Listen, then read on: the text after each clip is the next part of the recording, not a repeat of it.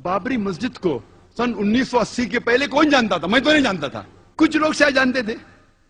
आम हिंदुस्तानी जानता ही नहीं था बाबरी मस्जिद क्या है और राम जन्मभूमि की जगह क्या है।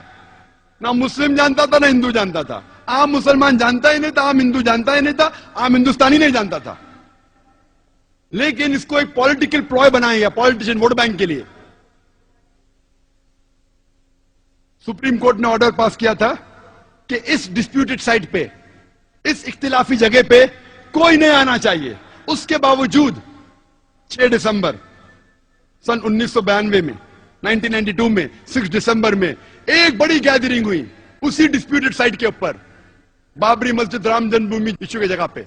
ऑर्डर था सुप्रीम कोर्ट का, सबसे हाईएस्ट अथॉरिटी इस मुल्क की, नो गैदरिंग। तो भी गैदरिंग हुई। कौन गैदरिंग किया?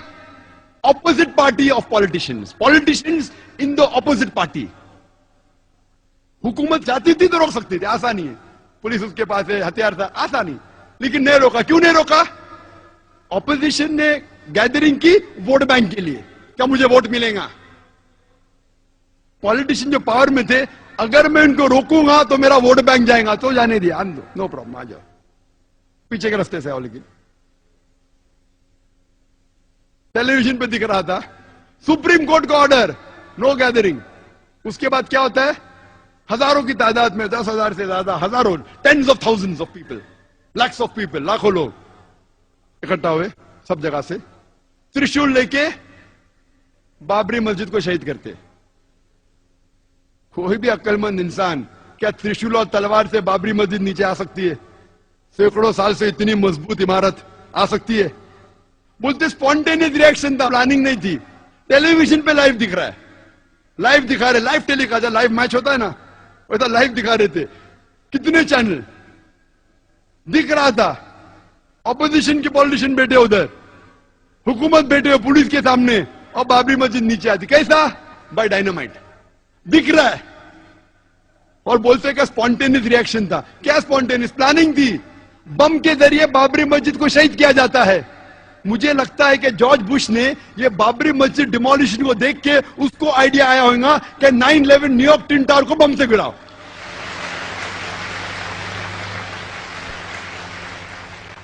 (9/11) पे मुझे ज्यादा तकरीर नहीं करने का है, वो 9/11 तो इतना बड़ा, कम से कम 10 तकरीर कर सकता हूं मैं 9/11 के ऊपर, जॉर्ज बुश के ऊपर। लेकिन मुझे लगता है उसको आइडिया मिली बाबरी मस्जिद से। जिस तरीके से बाबरी मस्जिद को बम से गिराया गया और कहा गया कि स्पॉन्टेनियस रिएक्शन था, उसी तरीके से बम से गिराया ट्विन टावर को और कहा गया कि प्लेन ने मारा। चाहे तो इंशाल्लाह क्वेश्चन आंसर में टाइम रिया तो कहूंगा। क्या होता है? इमीडिएट सारे हिंदुस्तान में दंगे फसाद होते। दंगे फसाद होने के बाद एक्शन का रिएक्शन होता है, हजारों लोग मारे जाते, हजारों लोग का कत्ल होता है सारे हिंदुस्तान में, अक्सर मुसलमान। और खुसूसन बॉम्बे में बाबरी मस्जिद डिमोलिश की कौन जिम्मेदार? कोई भी आम आदमी जिसको थोड़ी भी अकल है वो कहेगा नंबर 1 रिस्पॉन्सिबल, सबसे ज्यादा जिम्मेदार ऑपोजिशन पॉलिटिशियन जिनने गैदरिंग की सुप्रीम कोर्ट के खिलाफ। नंबर 2 जिम्मेदार जो पॉलिटिशियंस पावर में थे, वो रोक सकते थे लेकिन नहीं रोका। क्यों? वोट बैंक जाएगा। उसके वजह दंगे फसाद होते। दंगे फसाद में पुलिस चाहती दंगे फसाद को रोक सकती। आप कोई भी सीनियर पुलिस ऑफिसर से पूछिए, मैं तो बहुत से पुलिस ऑफिसर से बात कर चुका हूं इधर और बाहर भी, कोई भी सीनियर पुलिस ऑफिसर से पूछिए, दंगे फसाद को रोकना तो आसान सी बात है। जैसा शुरू हुआ within a few hours, चंद घंटों में रोका जा सकता है। अगर कम पुलिस फोर्स है तो रिजर्व फोर्स को बुलाओ। टेररिस्ट अटैक्स को रोकना बहुत मुश्किल है। कुछ रोक सकते, सब नहीं। सब रोकना नामुमकिन है 100%। कुछ को रोक सकते। दंगे फसाद 100% रोकना आसान है अगर पुलिस फोर्स चाहे तो। लेकिन जो पुलिस चाहती भी रोकना नहीं रोक सकती थी। क्यों? क्योंकि उनको पॉलिटिशियन का दबाव था। पुलिस फोर्स तो फाइनली गवर्नमेंट के अंदर आती ना, होम मिनिस्टर के अंडर। वो पुलिस ऑफिसर चाहता भी था बेगुनाह मुसलमान का कत्ल ना हो, फिर भी कुछ नहीं कर सकता। क्यों? उसके सिर के ऊपर पॉलिटिशियन है। दंगे फसाद होते हैं बंबई में, 1500 मुसलमान का कत्ल होता है। मोर देन 90-95% जिनका कत्ल होता है मुसलमान होते हैं। 1800 से ज्यादा घायल होते हैं बॉम्बे राइट्स में। इवन पार्टीशन के वक्त भी बॉम्बे में इतना बड़ा दंगा फसाद है, जिस तरीके से ये दंगे फसाद हुए, और पुलिस चाहती रोक सकती थी, नहीं रोकी। हजारों बेगुनाह लोग की कत्ल हुआ। थोड़ा पहले रिएक्शन था दिसंबर में, उसके बाद जनवरी में, एक हफ्ते बाद जो वापिस था, प्लान था पूरा। It was plan, hand in glove. कौन जिम्मेदार दंगे फसाद का? वही लोग।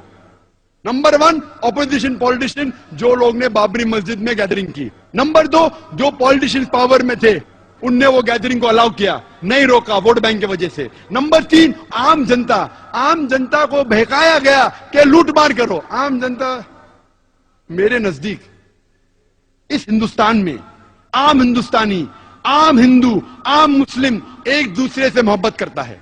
मेरे नजदीक मेरे कई हिंदू दोस्त हैं। आम हिंदुस्तानी, आम हिंदू मुसलमान एक दूसरे से मोहब्बत करते हैं। ये पॉलिटिशियन लोग चिंगारी लगाते हैं वोट बैंक के लिए, और बेगुनाह लोग को बहकाते हैं और उनके जरिए राइट्स करते हैं। हम आम जनता हिंदुस्तान की इन पॉलिटिशियन के बहकावे में नहीं आना चाहिए।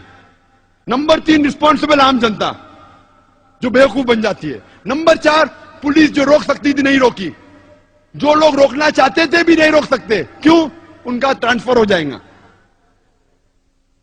जब इतने मुसलमान मरे तो गवर्नमेंट सोचने लगी अभी वोट बैंक मुस्लिम की जाएंगी, बड़ी छोटी है, तो क्या की?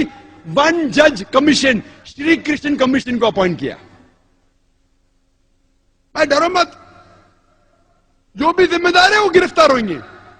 और कायम करते 1 जज कमीशन श्री B.N. कृष्ण को, श्री B.N. श्री कृष्ण को श्री कृष्णा कमीशन। और मुझे कहना पड़ेगा बिलाशुबा कि जस्टिस श्री कृष्णा वो एक डिवाउट हिंदू है, हिंदू धर्म का पालन करते हैं, लेकिन साथ साथ वो एक जस्ट और अपराइट इंसान है। साथ साथ वो एक ईमानदार और अदल के इंसान है, नागरिक है। हमें गर्व है उसके ऊपर। जस्टिस श्री कृष्णा अकेला 1 मैन कमीशन, वो क्या करता है? वो तहकीक करने लगता है कि जिम्मेदार कौन है। रिपोर्ट बनाते 2 वॉल्यूम में। पहले वॉल्यूम में कहां कहां हमले हुए, क्यों हुए, क्या। दूसरे वॉल्यूम में कौन कौन जिम्मेदार थे।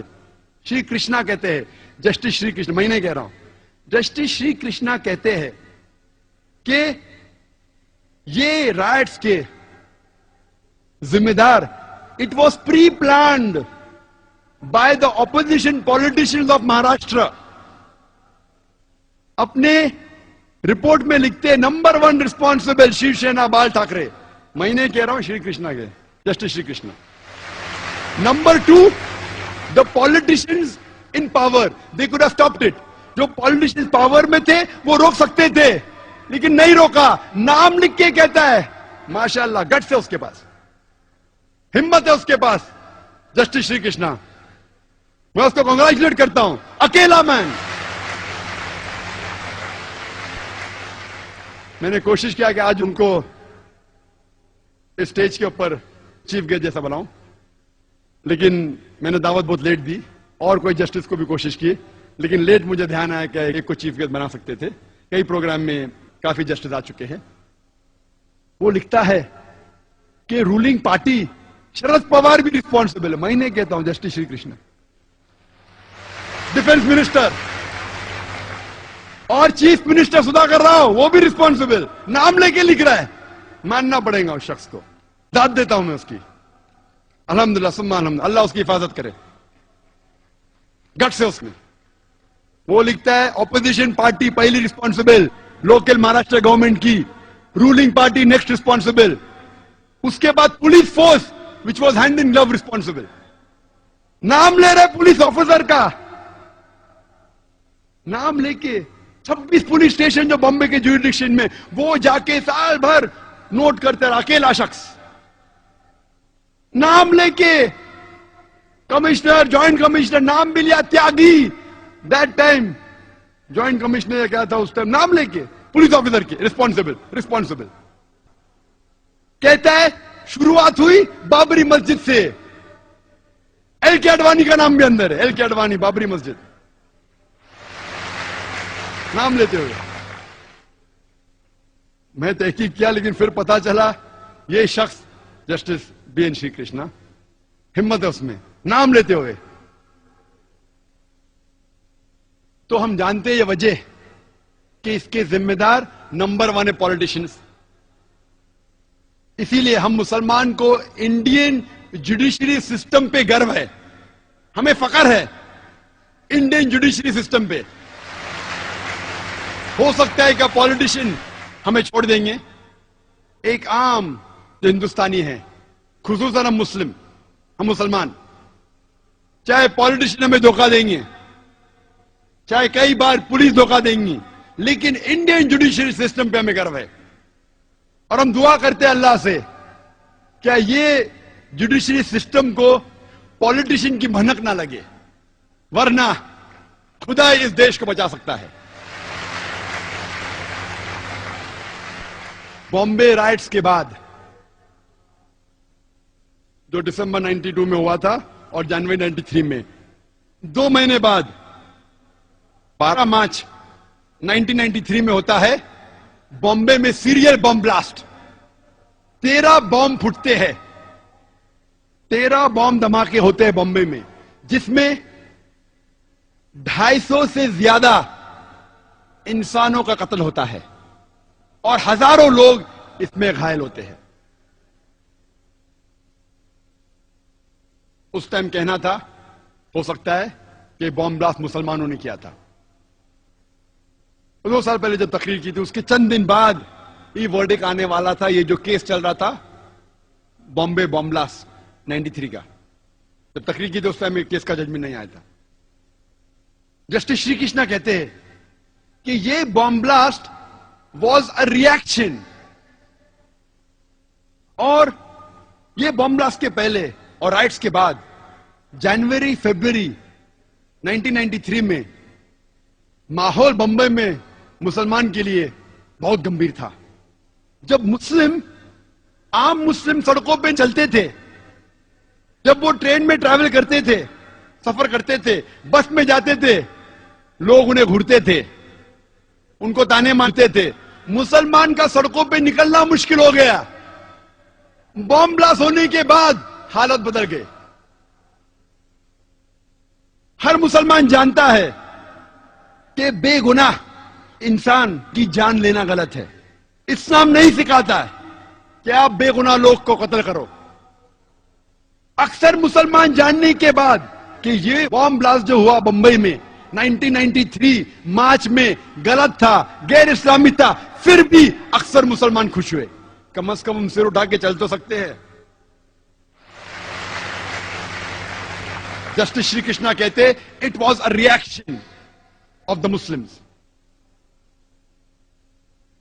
और इसके केस के बारे में बाद में हम जिक्र करेंगे, लेकिन यह कहना जरूरी है कि आप कोई बेगुनाह गैर मुस्लिम का कत्ल नहीं कर सकते, क्योंकि कोई और गैर मुस्लिम ने आपको तकलीफ दिया और आप कोई और गैर मुस्लिम को तकलीफ देंगे, यह बिल्कुल अन इस्लामिक है। ये जो 250 लोग मरे बंबई में बॉम्ब ब्लास्ट के जरिए, उसका जिम्मेदार कौन लोग? वही लोग जो बाबरी मस्जिद के अंदर ऑपोजिशन पार्टी ने जो गैदरिंग की, नंबर 1।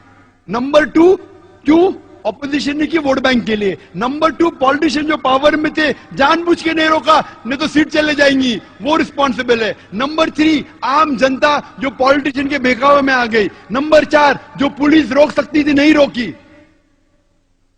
नंबर 5, जो लोग ने राइट्स किए दिसंबर 92 और जनवरी 93 में, वो लोग रिस्पॉन्सिबल थे।